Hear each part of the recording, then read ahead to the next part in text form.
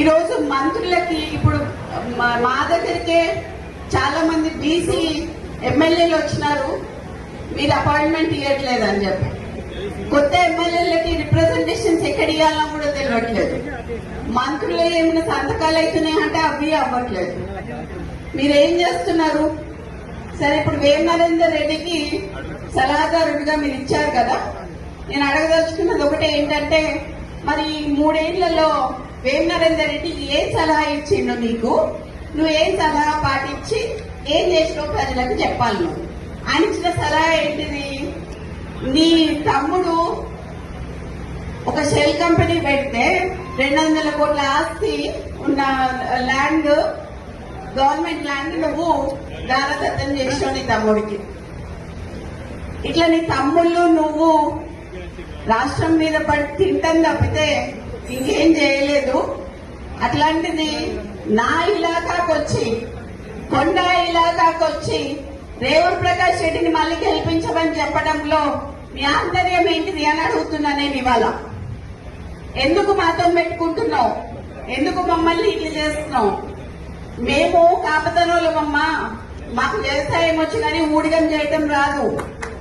మేము పద్మశాలోళ్ళం, మాకు నేత నేయటం వచ్చి తప్పితే ఊడిగం చేయటం రాదు. మీలాగా బ్రోకరిజం చేసి ఇవన్నీ చేసుకుంటే మీ చుట్టూ తిరుగుతున్న వాళ్ళు ఎవరైతే ఉన్నారో తప్పుడు సంకేతాలు పోతున్నాయని చెప్పి చెప్తున్నా మీకు. దాంట్లో సుస్మిత అనే పిల్లకాకి మాట్లాడే మాటలు, ఆ పిల్లకాకిన మాట్లాడిన మాటలు ఆమె మాట్లాడిన మాటలు కావని నేను అనుకుంటున్నా. ఇదంతా కూడా కొండ సురేఖ గారే మాట్లాడిన మాటలని నేను అనుకుంటున్నా. చాలా స్పష్టంగా చెప్పదలుచుకుంటున్నాం.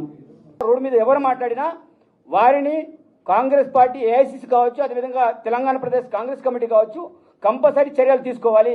మీరు ఇట్లాగానే చూసుకుంటా పోతే పార్టీ భవిష్యత్తులో నష్టపోతుంది. కాబట్టి ఈరోజు సురేఖ విషయంలో గారు కావచ్చు, రాజగోపాల్ రెడ్డి విషయమే కావచ్చు, అదేవిధంగా దాంతోపాటు మన చిన్నారెడ్డి విషయంలో గారు కావచ్చు, కంపల్సరీ క్రమశిక్షణ తీసుకోవాలి. సస్పెండ్ చేస్తారా, ఏం చేస్తారా? ఎందుకంటే వితిన్ల పార్టీలనే కొన్ని గుంటనక్కల్ని 1-2 ఆ గుంటనక్కలు ఎన్నుకుంటే దుకాణం నడిపించాలి. మీ యొక్క స్వార్థ రాజకీయాల గురించి మాలాంటి వాళ్ళని బదనాం చేసి ఇట్లా అవమానపరుచుకుంటూ రక్తం దాగుతా కాంగ్రెస్ కార్యకర్తలది మీరు ఎక్కడ పోయినా పర్లే, మా పదవులు ముఖ్యం అనుకుంటే మాత్రం దయచేసి పార్టీలకు వెళ్ళి బహిష్కరించక ముందుకే వెళ్ళిపోండి. మేము అధిష్టానాన్ని కానీ ఎవ్వరు మాట్లాడినా ఇంతకుముందు మాట్లాడుతున్నారు, చిన్నారెడ్డి గారు మాట్లాడినా, ఇంకో రాజగోపాల్ రెడ్డి గారు మాట్లాడినా, బాలునాయక్ మాట్లాడినా, క్రమశిక్షణ ఉల్లంఘించి కాంగ్రెస్ పార్టీ ప్రభుత్వాన్ని బలహీనపరిచేటువంటి కార్యక్రమాలు ఎవరు చేసినా, ముఖ్యమంత్రి గారిని బలహీనపరిచే, ముఖ్యమంత్రికి కాంగ్రెస్ పార్టీ ప్రభుత్వాన్ని బలహీనపరిచే పని ఎవరు చేసినా వారిపైన కఠినమైనటువంటి చర్య తీసుకోవాలని చెప్పేసి మేము అధిష్టానాన్ని కోరుతా ఉన్నాం. అంటే కాంగ్రెస్ పార్టీలో ఉంటున్నటువంటి వ్యక్తులు ఈరోజు రాష్ట్ర అధినేత సీఎం నిర్ణయాన్ని తప్పుపట్టడం అంటే, ఈ నిర్ణయాన్ని తప్పుపడుతున్నటువంటి వ్యక్తులు, నిర్ణయాన్ని వ్యతిరేకిస్తున్నటువంటి వ్యక్తులు ఈ పార్టీలో ఉండే నైతిక అర్హత లేదనేటువంటి ఒక అభిప్రాయాన్ని కూడా మేము రావటం జరిగింది. అంటే చెట్టు కింద ఉండి చెట్టు కొమ్మనే నరుక్కునేటువంటి ఒక వైఖరి, దుర్మార్గమైనటువంటి వైఖరి, ఇది ప్రతిపక్షాలకు గొంతునిచ్చే వైఖరిగా మేము భావిస్తా ఉన్నాం. కొండ సురేఖ గారు క్రమశిక్షణ సంఘం ఇచ్చినటువంటి నోటీసుకు, షోకాజుకు సమాధానం ఇస్తూ నాకు సంబంధం లేదన్నా. నీకు సంబంధం లేదన్నప్పుడు నీ బిడ్డ మాట్లాడిన మాటల్ని ఎందుకు ఖండించలేదు?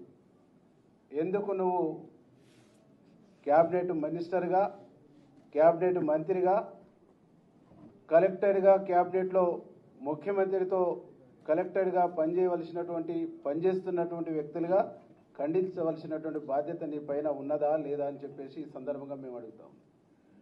మీరు చేస్తున్నటువంటి తప్పుల్ని, మీరు అనుసరిస్తున్నటువంటి తప్పులకు, మీరు మాట్లాడుతున్నటువంటి తప్పుడు భాషకు ప్రభుత్వం, ముఖ్యమంత్రి మూల్యం చెల్లిస్తున్నారు. కానీ మీరు మాత్రం ఆ పదవిలో ఎంజాయ్ చేస్తూ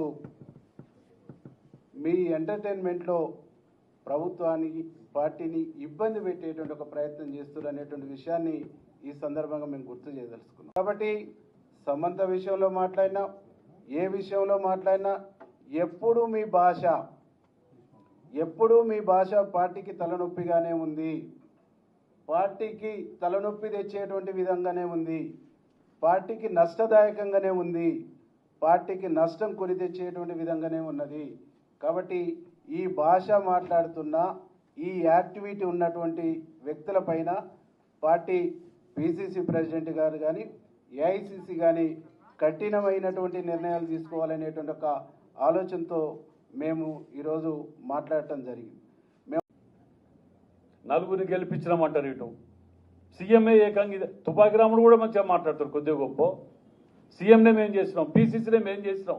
ఏం నువ్వు చేసింది 12 నియోజకవర్గాలలో వరంగల్ జిల్లాలో 11 మెజార్టీ వచ్చింది పార్లమెంట్లో.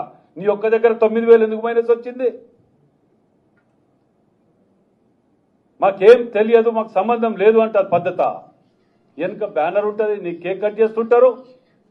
నువ్వు జిల్లాలో ఒక్క ఎమ్మెల్యేతో మంచుకున్నావా? నువ్వు పద్ధతి లేకుండా పాడు లేకుండా బ్లాక్ మెయిలింగ్ పాలిటిక్స్. ఏ పార్టీకి పోతే నువ్వు ఎల్లదిట్లే మొట్టమొదట టీడీపీ, తర్వాత కాంగ్రెస్, తర్వాత వైఎస్ఆర్సీపీ, తర్వాత బీఆర్ఎస్, మళ్ళా కాంగ్రెస్. ఎక్కడ ఒక్కరితోటి మంచుకున్నావా నువ్వు?